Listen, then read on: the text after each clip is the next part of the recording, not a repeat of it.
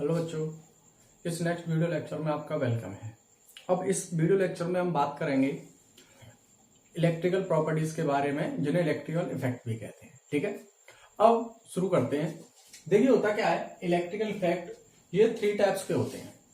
इन्हें प्रॉपर्टीज को देखते हुए good conductor, semi conductor, bad conductor, तो इनको डिफाइन करने के लिए बेटा ये इनकी कंडक्टिविटी की रेंज है 10⁴ से 10⁷ ये -6 से 10⁴ और बैड कंडक्टर की ये रेंज होती है। ठीक है, अब सेमी कंडक्टर 2 टाइप्स के होते हैं, इंट्रिंसिक एंड एक्सट्रिंसिक। अब एक्सट्रिंसिक सेमी कंडक्टर भी 2 टाइप्स के, N type and P type. ये 15-14 और ये 14-13 ग्रुप इन्हें मिलकर बनाते हैं। तो ये इनका एक क्लासिफिकेशन है जो कि हमें पढ़ना है। अब देखिए बेटा, कंडक्टर की डेफिनेशन कोई आपसे पूछे तो conductor, semi conductor, bad conductor. अब जरा देखिएगा, देखो जो गुड कंडक्टर होते हैं वो तो अपने अंदर से करंट को पास होने देते हैं, इलेक्ट्रिसिटी को पास होने देते हैं। लेकिन जो सेमी कंडक्टर होते हैं वो लो टेम्परेचर पर तो काम करते हैं बैड कंडक्टर की तरह, लेकिन जब उन्हें टेम्परेचर प्रोवाइड कराया जाता है तो वो भी कंडक्टर की तरह बिहेव करने लगते हैं। बैड कंडक्टर, इनमें जो है करंट फ्लो नहीं होता है, इनको जो है बहुत ज्यादा कंडक्टिविटी रेंज दूर होने की वजह से ऐसा रहता है। तो बैड कंडक्टर से करंट फ्लो नहीं होता। तो good conductor, semi conductor, bad conductor. ठीक है, अब यहां पे बात आती है कि इसको कैसे डिफाइन कर सकते हैं। तो देखिए, जो सेमी कंडक्टर होते हैं उनकी डेफिनेशन को बैंड की बेसिस पे बताया जाता है। तो अब सबसे पहले हमें ये समझने कि बैंड क्या होते हैं। तो देखिए जरा, बैंड जो होते हैं ये 2 तरीके के हैं, R(2), जिसमें सबसे पहला होता है बैलेंस बैंड,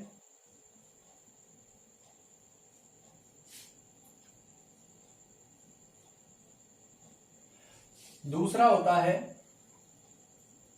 कंडक्शन बैंड।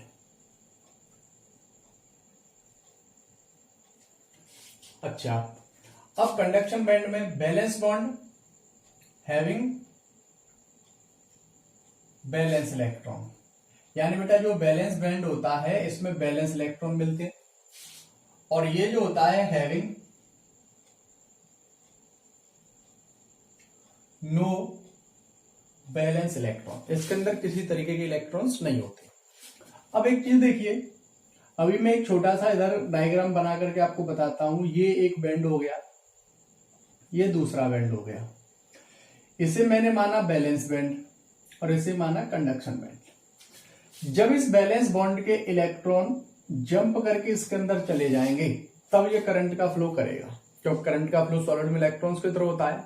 लेकिन ये कब जा सकते हैं, या तो ये बहुत पास हो या थोड़ा सा दूर हो तो एक्साइटमेंट स्टेट में चले जाएंगे। लेकिन अगर ये काफी दूर होंगे तो करंट फ्लो नहीं करेगा। तो इन्हीं की बेसिस पर हम conductor, bad conductor, semi conductor को डिफाइन करेंगे। तो देखिए जरा, सबसे पहले हम यहां पे बात करते हैं कंडक्टर की, कि कंडक्टर क्या होते हैं। तो बेटा डेफिनेशन आप बना सकते हैं, दो सबस्टेंस विच अलाउ इलेक्ट्रिसिटी या pass through it's self semi conductor range इतनी होती है, उसकी कंडक्टिविटी की रेंज, वही क्या है, कंडक्टर। तो मैं यहां पे तुम्हें बैंड की बेसिस पे बता रहा हूं। देखिए ये तो मैंने एक लिया बैंड, और ये दूसरा जो है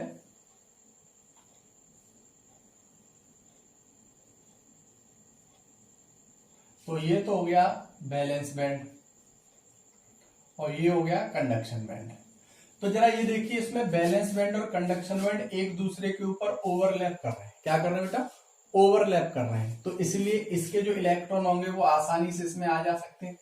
तो इसलिए ये इलेक्ट्रिसिटी का फ्लो बहुत अच्छे से करता है। लेकिन हमारे पास एक होता है सेमी कंडक्टर। क्या होता है, सेमी कंडक्टर। अब सेमी कंडक्टर में क्या होता है, ये जो गैप है, जैसे मान के चलिए ये तो हो गया कंडक्शन बैंड, और ये होता है हमारा बैलेंस बैंड।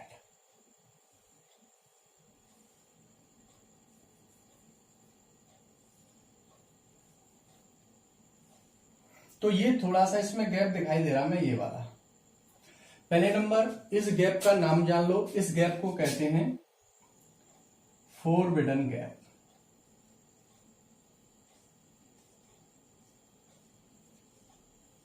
इसका क्या नाम है? Forbidden gap.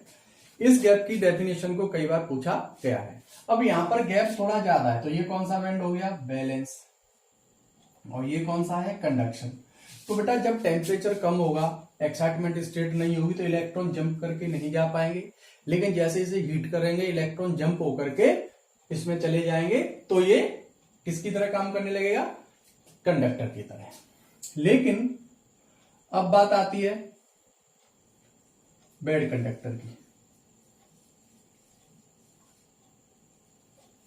तो देखिए बैड कंडक्टर में क्या होता है, ये तो रहा कंडक्शन बैंड और ये हो गया हमारा बैलेंस बैंड।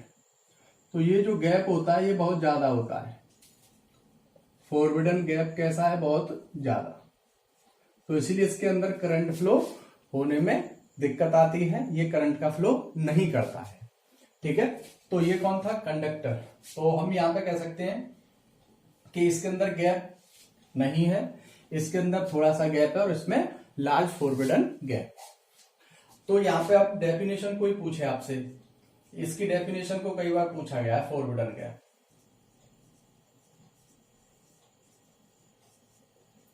तो आप क्या कह सकते हैं? The gap between balance band and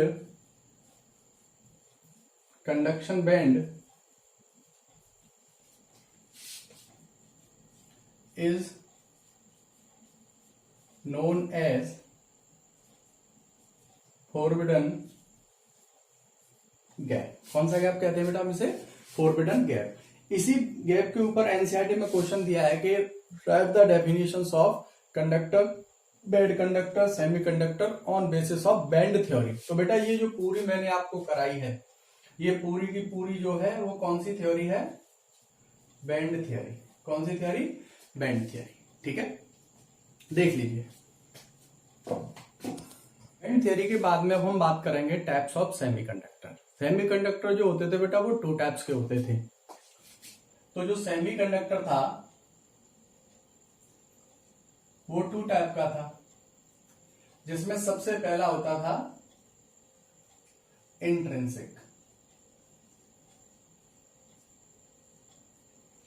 बेटा intrinsic semiconductor purest form of semiconductor है, जो कि सिर्फ एक तरीके के यानी वन टाइप ऑफ एलिमेंट से बने होते हैं, जैसे जर्मेनियम, सिलिकॉन, आर्सेनिक, ये सब के सब इंट्रिंसिक सेमीकंडक्टर है। यानी कि ये प्योरेस्ट फॉर्म जो है एलिमेंट का वो कौन सा है? Intrinsic semiconductor. तो हम क्या कहेंगे? It is purest form. कैसी फॉर्म? Purest form made up of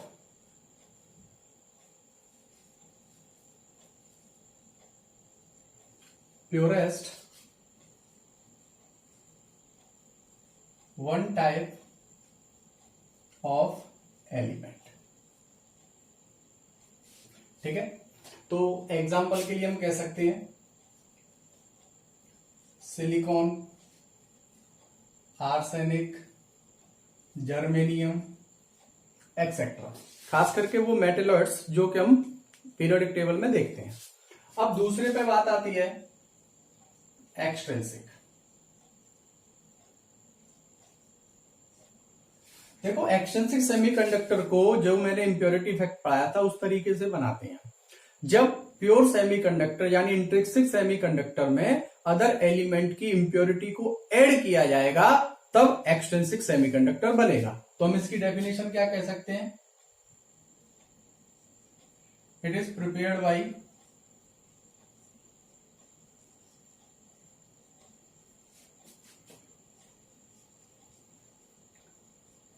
adding impurity, और इस इम्प्योरिटी का दूसरा वर्ड क्या होता है? डोपिंग इन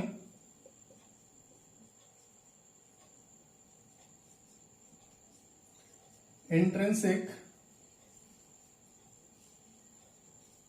सेमीकंडक्टर। इंट्रिंसिक सेमीकंडक्टर में इंप्योरिटी को ऐड करेंगे। अब बेटा इंट्रिंसिक सेमीकंडक्टर के बाद एक्सट्रिंसिक सेमीकंडक्टर ये 2 टाइप के होते थे।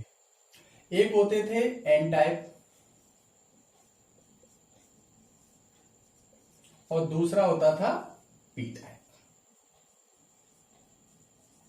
तो अब इन दोनों में जरा डिफरेंस देख लीजिए क्या है।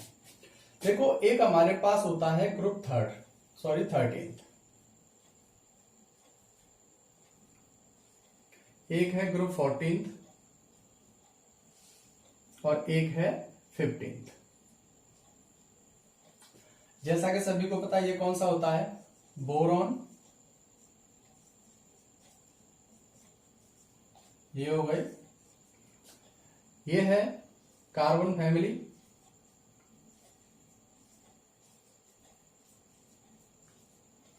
और ये हमारे पास नाइट्रोजन फैमिली।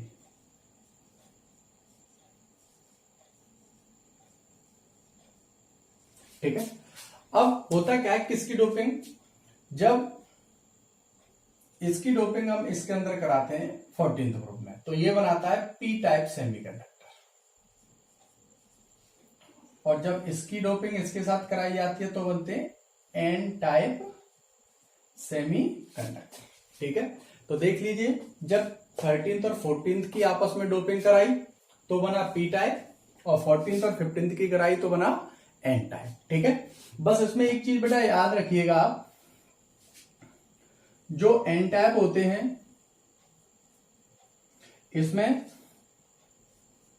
जो करंट होता है फ्लो थ्रू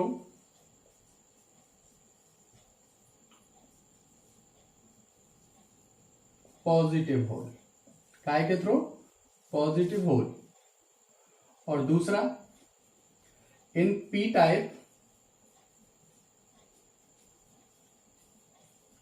थ्रू इलेक्ट्रॉन्स। तो बेटा एन टाइप में करंट पॉजिटिव होल के थ्रू होता है, और इसमें जो करंट होता है वो इलेक्ट्रॉन के थ्रू फ्लो होता है। ठीक है। इस बात को आप ध्यान रखेंगे, ये 1 मार्क में पूछा जाने वाला क्वेश्चन भी है। ठीक है। क्योंकि यहां पे एक चीज देखिए बेटा, इसमें कितने हैं इलेक्ट्रॉन टोटल, लास्ट के में कितने होते हैं, ग्रुप 13th के में 3 इलेक्ट्रॉन्स, इसमें कितने होते हैं 4। अब जरा देखिए 4 और 3 7, तो एक इलेक्ट्रॉन जब जंप करके जाएगा तो 7 इलेक्ट्रॉन्स हैं, 8 का काम वो नहीं कर सकते। तो एक इलेक्ट्रॉन रेगुलरिटी में क्या करता रहता है, जंप करता रहता है और आता रहता है। तो बार बार, तो वो जैसे ही इलेक्ट्रॉन जंप करके जाएगा, इलेक्ट्रॉन जैसे ही जंप करेगा तो पीछे की तरफ पॉजिटिव हिस्सा रहेगा, तो उसे कहते हैं पॉजिटिव होल। यहां पर है 4 और यहां पर कितना है 5, टोटल 9 इलेक्ट्रॉन्स हो रहे हैं। 8 तो ऑक्टेट बनाने में काम में आएंगे, इलेक्ट्रॉन जो फ्री रहेगा वो करंट को फ्लो करेगा, इसलिए होता है काय के थ्रू, इलेक्ट्रॉन्स के थ्रू। ठीक है। देख लीजिए,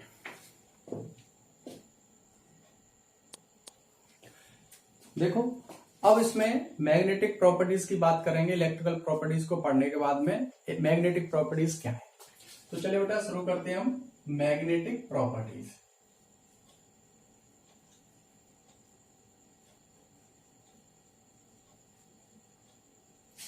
देखिए सॉलिड्स में जो मैग्नेटिक प्रॉपर्टीज होती हैं वो 2 चीजों पर डिपेंड करती हैं।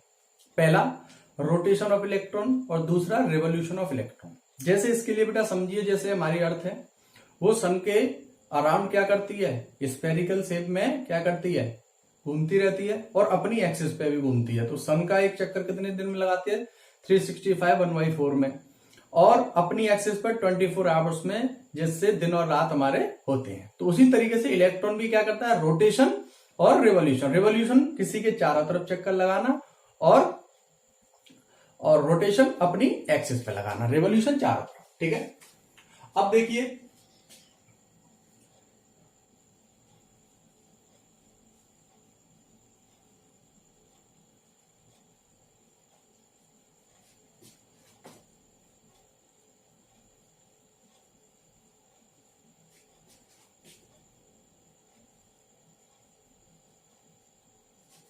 ये 2 टाइप्स पे डिपेंड करती हूं।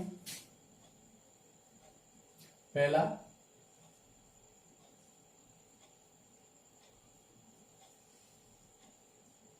rotation of electron and second one is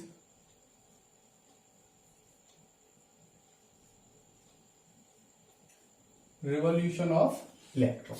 ठीक है, अब इनकी बेसिस पर अब इसमें बेटा एक नया वर्ड आप सुनने को मिलेगा,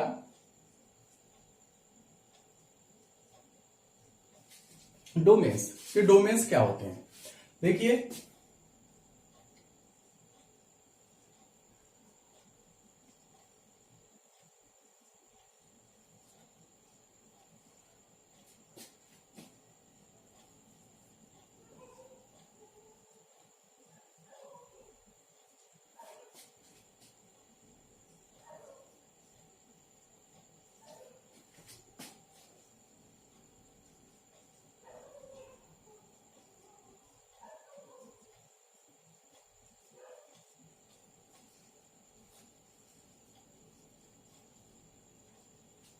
जब बहुत सारे इलेक्ट्रॉन्स का एक ही डायरेक्शन में रोटेशन रिवॉल्यूशन होता है, हम उसे डोमेन्स कहते हैं। ये नया वर्ड करते हैं बेटा, हम इसे क्या बोला जाता है, डोमेन्स। ठीक है, अब इस हिसाब से जो मैग्नेटिक प्रॉपर्टीज हैं, तो बेटा जो magnetic properties are of 5 type. बेटा अब तक आप सिर्फ 2 जानते थे, पैरा और डाई, लेकिन हम यहां पे पढ़ेंगे 5, जिसमें सबसे पहले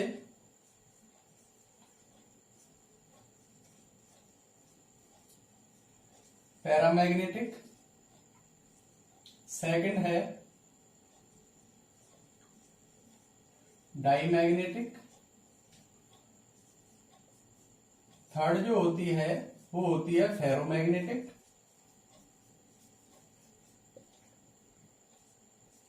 फोर्थ है फेरीमैग्नेटिक,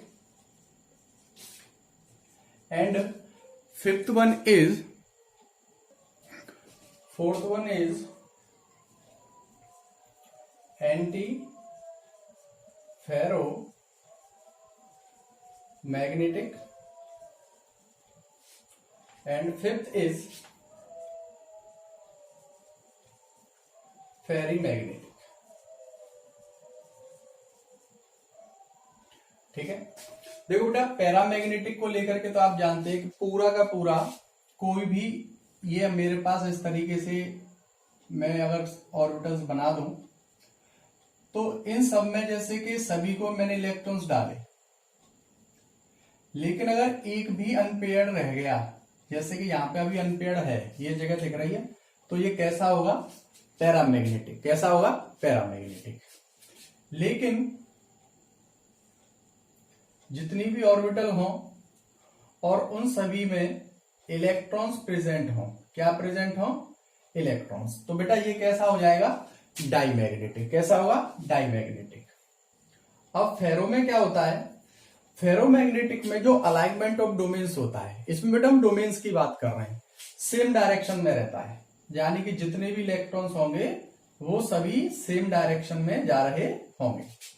लेकिन एंटी फेरो में जो डोमेन्स होते हैं वो इक्वल नंबर में, यानी कि इस तरीके से, जैसे अगर मैं यहां पे 2 नहीं दिखाऊं, ये लीजिए 2 ऊपर तो 2 नीचे, 2 ऊपर तो 2 नीचे, इस तरीके से इक्वल नंबर में जा रहे होते हैं। लेकिन इसमें क्या होता है, अनइक्वली, इस तरीके से इलेक्ट्रॉन्स जो होते हैं वो जा रहे होते हैं। तो बेटा ये सब के सब, तो इन्हें जरा देखिएगा, इस तरीके का अरेंजमेंट आता है एग्जाम में और पूछता है कि बताइए ये किस तरीके का अरेंजमेंट है। ठीक है, तो इस वाली बात को जरा ध्यान रखेंगे।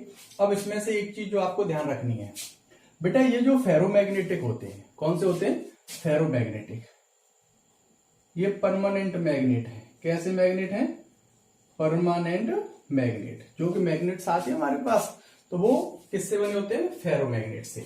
अब एक क्वेश्चन पूछा जाता है कि how can you convert ferromagnetic into paramagnetic. तो बेटा जब हम उसे 843 केल्विन पर हीट करेंगे और हथौड़े से हैमरिंग करेंगे by heating and beating, ferromagnetic substance can change into paramagnetic substance. Okay, देख लीजिए बेटा।